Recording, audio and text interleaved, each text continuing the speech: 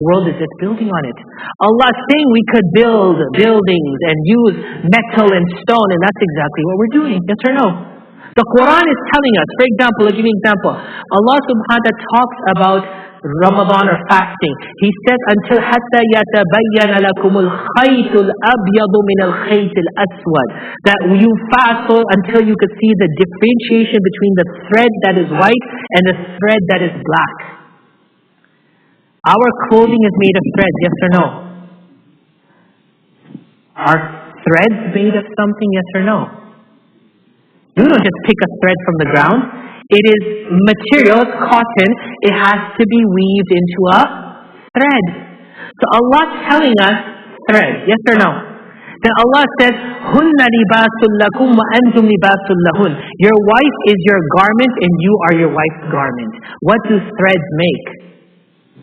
Garments. Allah is telling us about threads, which means learn that you need to know how to make threads. Allah just created the industry of thread making. And then Allah says garments. Allah is telling you use your threads and make garments. Allah created the fashion industry. Well, not the fashion industry, but the clothing industry. How's that? The textile industry. Your Quran is telling the whole world how it functions, how it should function. But we don't see that, right? We just see it as a book to read in Ramadan. So not only did Allah give him shaitan who were doing mass construction and extraction, Allah said that the others were in chains. The shaitans had said, "Oh Sulaiman, we're not going to listen to you." Sulaiman tied them up. Can you see shaitan? Could we see shaitan right now? No. Sulaiman saw them. He did their attendance. Remember the story of Hudhud? Allah's Prophet Sulaiman was doing attendance. Where is that bird gone? You're telling me out of billions of birds, you can tell one bird is missing? That's called the kingdomship of Sulaiman alayhi salam. His kingdomship was so strong and so intricate that the ants in Surah Namal, يَا أَيُّهَا النَّمْلَ تُدْخُلُوا مَسَاكِنَكُمْ لَا يَحْتِمَنَّكُمْ سُلَيْمَانُ وَجُنُودُهُ وَهُمْ لَا يَشْعُرُونَ.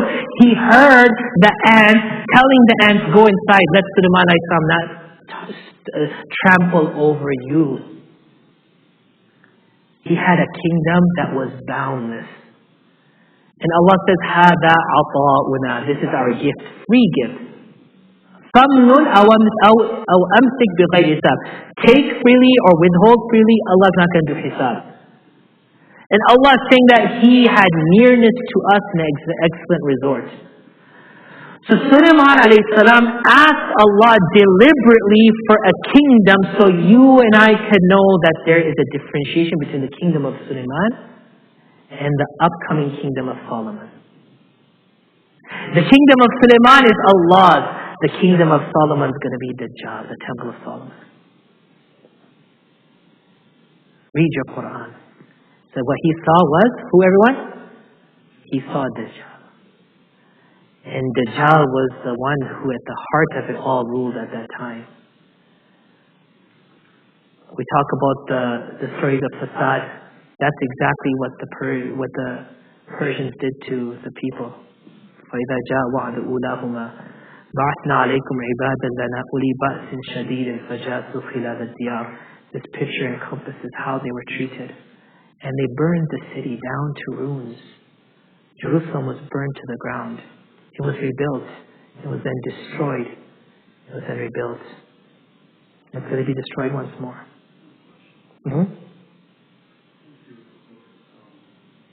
Thank you. So what happened was when Sulaiman controlled the entire world, there was magic. And that's what we're talking about, the deception. He grabbed all the books of magic and he chained it under his throne. And so what people believe is that Solomon did not control anything except through that magic. So Sulaiman thought it was the nighttime reading the magic magazines. Okay, what should I do tomorrow? And stick it under his throne. And it was such that none of the jinns or shaitan could access it. And we hear the story that Sulaiman, when the temple was being built or something, he died on his staff. That the jinns didn't even know that he was dead until the termites ate away on his staff. The question now becomes a $1 million question. Where did the throne of Sulaiman go? That throne is actively being looked for right now. They looked for it from Egypt to Babylon. Everywhere they're looking for that thing. Where is that throne? Because the answer to the continuity of the Holy Land and the powers once more that Sulaiman Islam has to be in those books. So we need to find that book. But you just keep on watching your nice sitcoms and Trevor Noah and have fun, go to sleep. And the world is continuing what it's doing. The most ghafil people in the world today have become Muslims. Allah forgive us. He doesn't like ghafla. He needs you to be focused.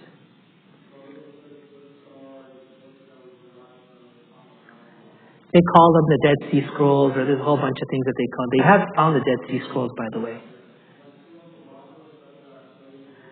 ببابل هاروت وماروت وما يعلمان من أحد حتى يقولا إنما نحن فتنة. What it says in Baqarah, page 21, about in Babel, Harut and Marut came down, and they said that this is a test from Allah. Basically, they were doing magic to separate husband and a wife, and so on and so forth. But they said it's from Allah. Only Allah could do it. But that's not the Books of Solomon.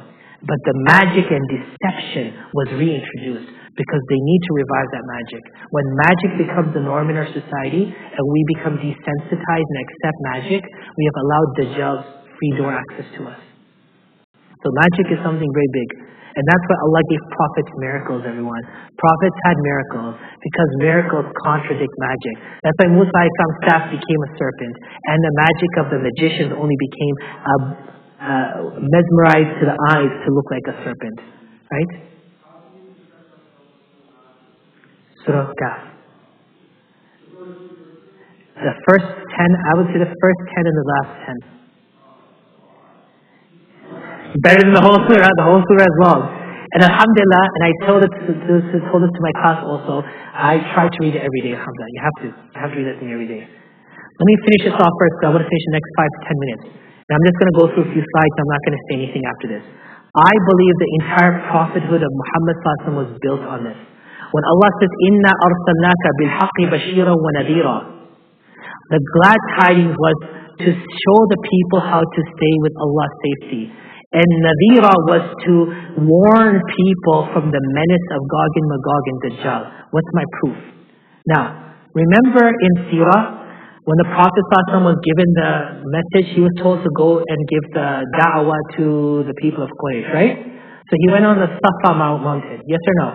He stood on Safa and he said, Ya Sabaha, and he said, oh people come, and they all came, and he said to them, if I was to tell you that behind this mountain is an army laced to its tooth to attack you, would you believe me? And he said, you're Muhammad, sallallahu alaihi wasallam, you're Sadiq al-Amin, will believe you. And he said, I'm warning you from something greater. Remember that seerah, that part of seerah? I haven't wrote it out yet because this one I'm not finishing off deliberately, but let me tell you something.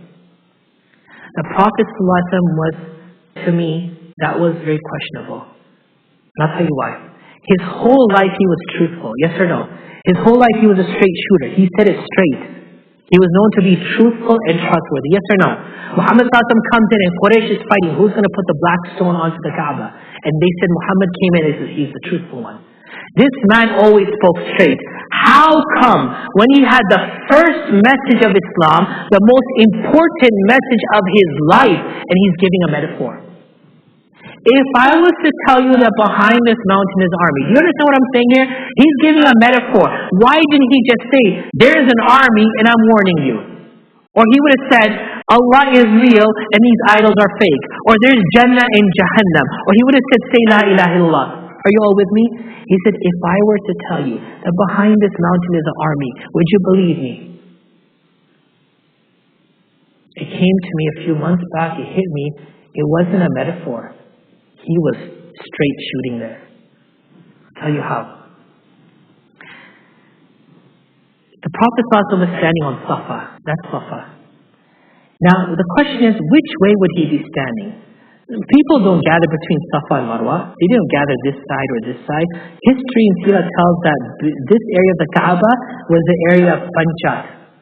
Sitting down, talking, gossiping. This is where the Quraysh used to sit to have their meetings. The Prophet ﷺ is standing on Safa. He's facing the Kaaba. He's gathering the people there because that's where they are. And he's pointing. Is everyone with me? He's pointing. There's 2 times in the seerah where his fingers to me meant something. When he pointed towards the east, that's where Dajjal is coming from. And here, this pointing. When he pointed from Medina to east, And he said that's where Dajjal is coming from. That's why I call it the Persian Gulf, that area. He pointed towards where Dajjal is. Here he's pointing to where Gog and Magog is. Follow his finger, everyone. Follow his finger. Follow the red line. From Makkah Mukarramah, that line goes straight to the Dariel Gorge in Georgia, the Caucasus Mountains. So the first message of Rasulullah saying, if I tell you there's an army, and then he wakes up in Medina and goes, the hole has opened, he didn't have to tell us like a kid, Are beta, beto, sit down, this is called food, I'm going to pick up the food, put it in your mouth, and you use your teeth and you chew it. He doesn't have to teach us like a child. He's telling us in a way that you use your intellect, you take his words, and you put together a picture.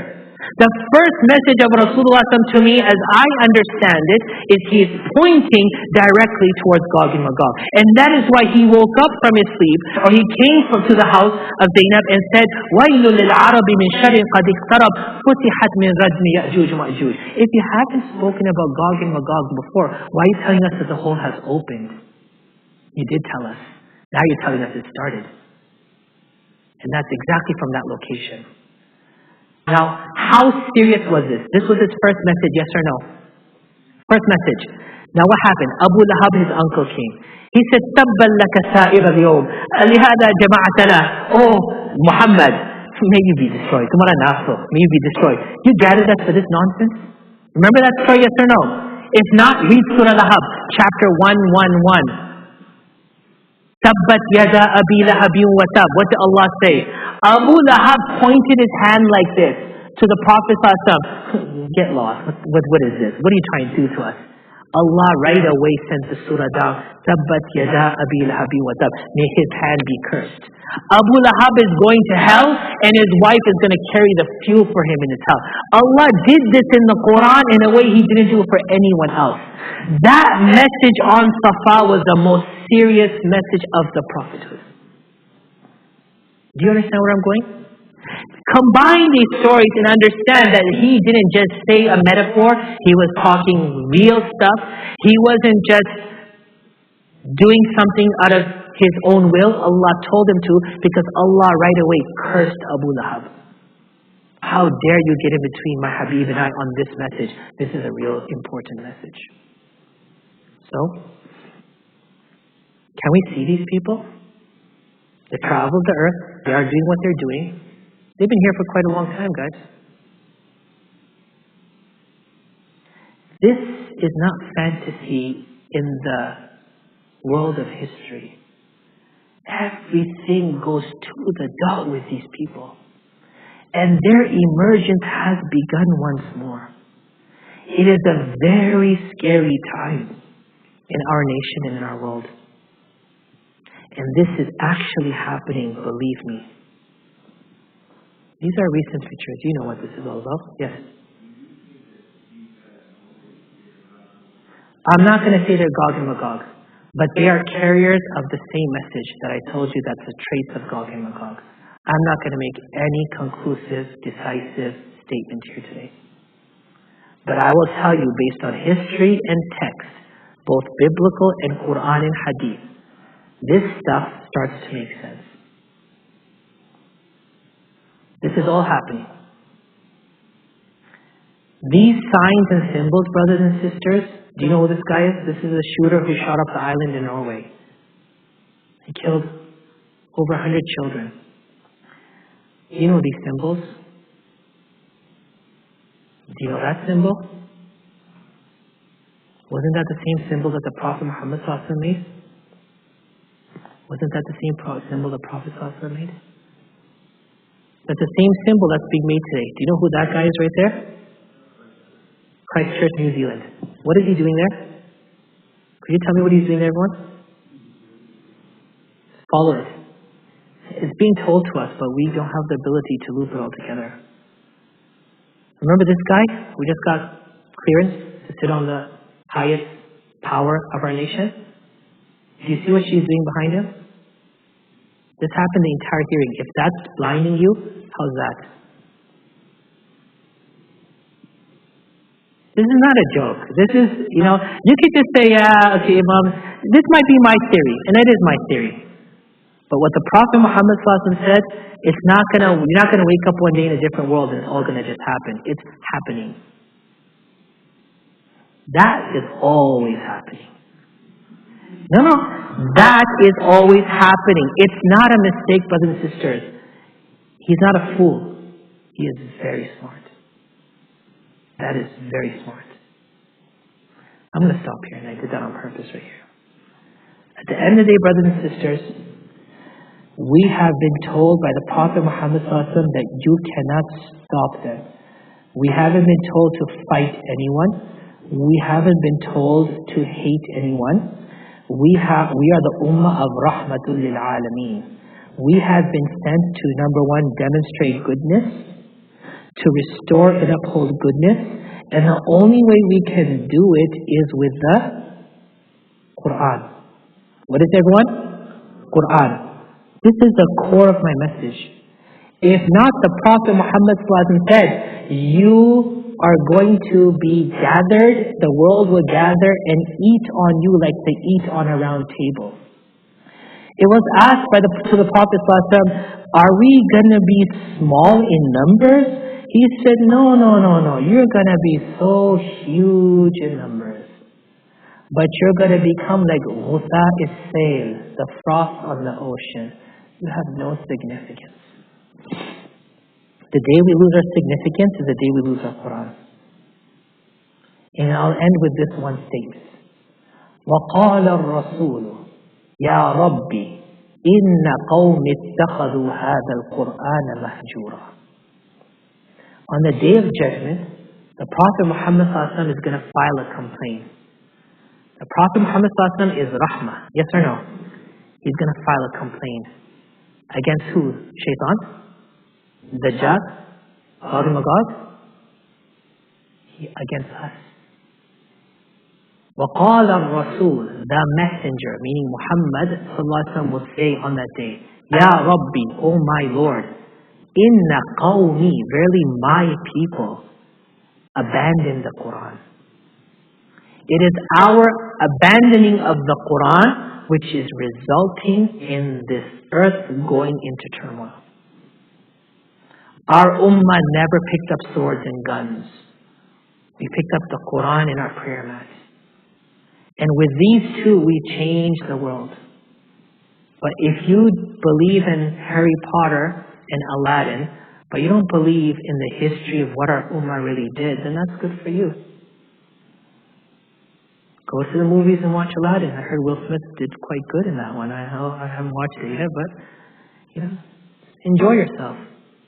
And know that on the day of judgment, the complaint that the Prophet ﷺ will put against us is, we let go of the Quran. And there hasn't been a time in our history, as it is now, that we are less inclined to the Quran than ever before. Ask yourself that question. Don't ask me that question. If I could just about finish one Quran in Ramadan, I pat myself on the back. Alhamdulillah, I'm done. And then until next Ramadan, don't touch it. Inna qawmi ittakhadhu hadha al-Qur'ana mahjura. My people abandon the Quran. So I call on all of you for two things. I am teaching a class, inshallah, from next month called Holistic Lifestyle Coaching. It is practical steps to reconnect with the Quran. And one of the reasons that this 5-year work happened was because we don't want this happening in our lives. We want to become living Quran that will make this world good, that will make the environment good, that will preserve the lives of humanity, that will guide the people who are adamant on evil. Allah will protect. Allah will protect.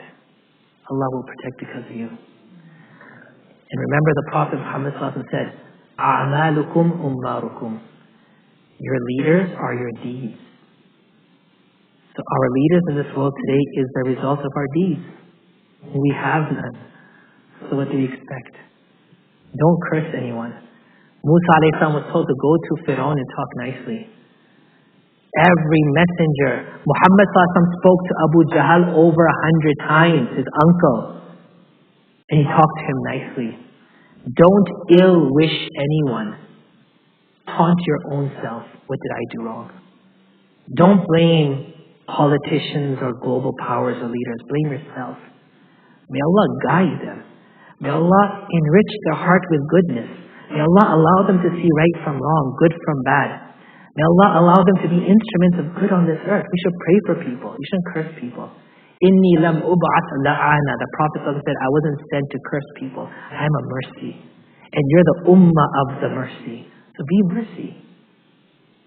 So, may we focus on the Quran. May we study the Quran. May we read the Quran. May we live the Quran. And may Allah allow us to see clearly what the deception is. And I promise you, and this is my last word now, when you start reading your Surah Kahf every day, Allah will give you the sight of the heart. And you will be able to see what people don't see. This is not dead.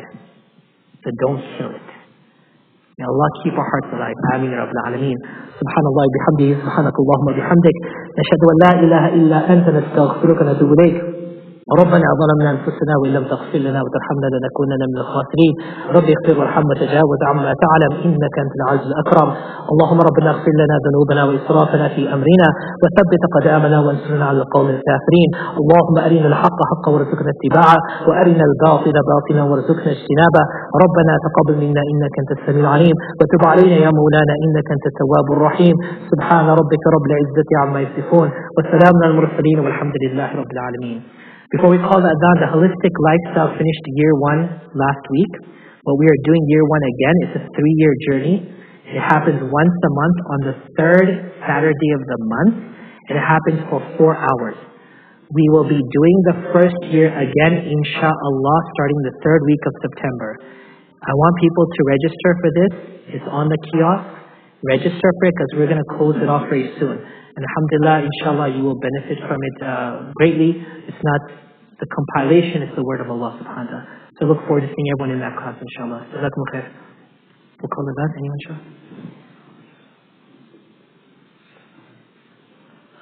Okay. How are you, Brian? So, Rabbi? Can you kick me out for me?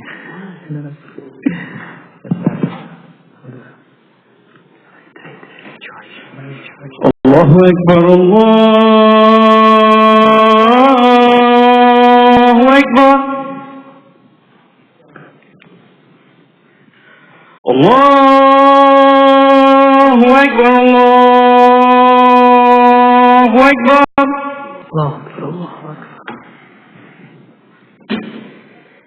Ashhadu an la ilaha